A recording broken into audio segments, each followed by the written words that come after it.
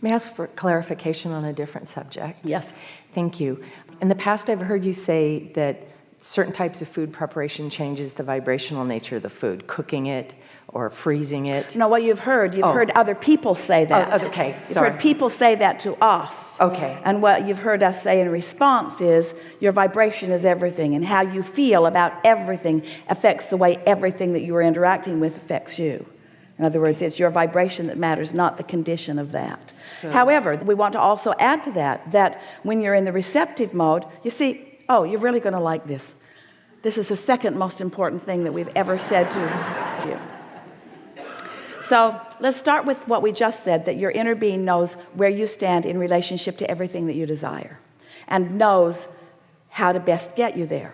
But how to best get you there means around your path of resistance. You hear us talk about the path of least resistance, better said the path of most allowance, but you hear it better when we say path of least resistance. Well, where did the resistance come from? Well, you put it there. You put all the resistance on your trail. So the resistance on your trail is about the beliefs that you hold. So if you have a desire but beliefs that have resistance, then there's resistance on your trail, but your inner being knows what your resistant pieces are and how to guide you through the path of least resistance around the beliefs that you have that are hindering to get you to where you want to be. Did you hear that? That was so good. Your inner being knows what resistance you've put on your trail and how to guide you around it to get you to where you want to be. Because your inner being's not judging you about the fact that resistance exists. Your inner being's not trying to punish you for having resistance that you haven't cleaned up. Your inner being knows that it's part of life, and your inner being also knows that you want something, and your inner being is always guiding you over and around and under and through whatever it is in order to help you get to where you want to be. Isn't that a nice thing? So, especially on the subject of food, think about how many beliefs. We're surprised any of you can find anything that you dare eat. All of you have read something that's wrong with just about everything. But your inner being knows what all of those beliefs are and knows how to guide you around them for the wonderful, good feeling, refueled, replenished, refreshed, healthy, well-being, good tasting, wonderful experience outcome that you are seeking. And so when you are caring about being in the receptive mode rather than worried about the condition of what you're doing, then you will be inspired to not only what is best for you. You see, if you hold a lot of intentions, what are your intent? What do you think your desires are about food? I want it to fuel me. Yes? Is that high? I want my body to thrive with it. And I want it to be a nice experience. Doesn't that pretty much wrap up what you care about? So those desires are all really strongly, vibrationally being presented by you. So then, here you are, not consciously considering all of those things. Good fuel, good taste, good results.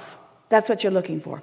Well, there are lots of foods that you could eat that could accommodate all of those things. But when you get fixated on, oh, I shouldn't eat this because, and I shouldn't eat this because, and I shouldn't eat this because, now you're not in the receptive mode and you can't figure out what to eat when there's plenty that would satisfy those intentions that you hold.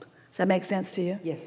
And that pretty much applies to everything. So microwaving versus cooking, steaming, it doesn't really matter. It matters if it matters to you. If you believe that microwaves are not good for you, and that's the only thing that you have time for, you're going to have split energy while you're doing that process. And you did not get that idea from your inner being, because your inner being would not guide you to a process that your inner being knows you have issues with. Oh, did you feel how big that was?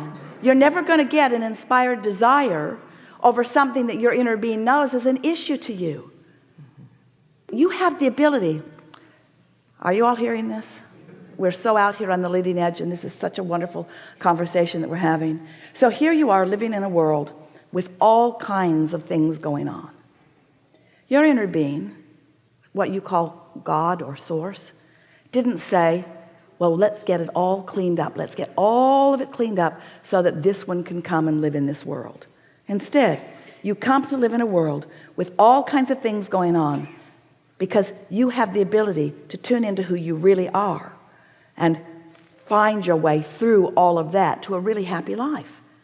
You don't need everything to be rearranged just for you, and it's a good thing because it's not going to be, and it's also a good thing because you didn't come to understand conditional love.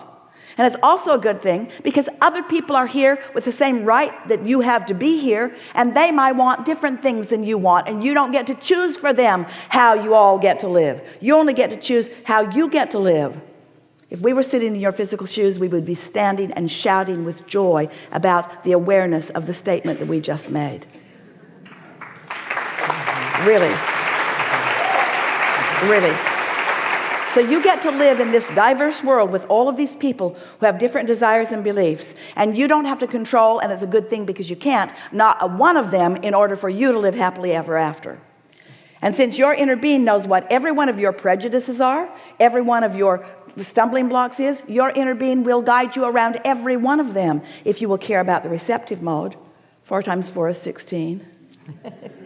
So is praying or expressing appreciation for the food putting you in the receptive mode for that meal ahead? If you really are feeling appreciation for it. But if you're asking God to fix this crappy food to make it healthy for you, that doesn't work out so well. In other words, prayers of appreciation are always the most powerful prayers, because prayers of appreciation are an indication of your receptive mode. And when you are in the receptive mode, you could not be being more blessed. Everyone is being offered the blessings at maximum force. But some of you've got your umbrellas up, you're shielding yourself from the blessings that are raining down around you because you hold beliefs that don't allow you to let them in. But your inner being knows that and is guiding you around all of those beliefs that are in your way. How about that? Isn't that a nice thing? Self-soothing is the key to being in the receptive mode. And being in the receptive mode is the key to living happily ever after. And we don't mean living now for a happier ever after later. We mean living happier ever after now and now and now and now and now and now and now and now and now. Ever meaning now and now and now and now and now. It's supposed to feel good to you.